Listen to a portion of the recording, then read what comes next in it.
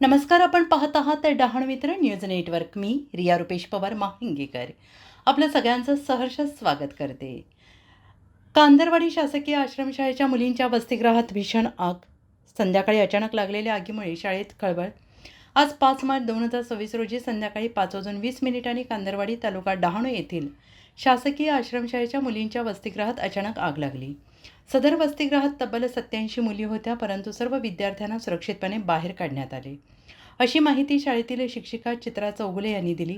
आग लागल्याची त्वरित माहिती मिळताच डहाणू अग्निशमन दलाला पाचारण करण्यात आले.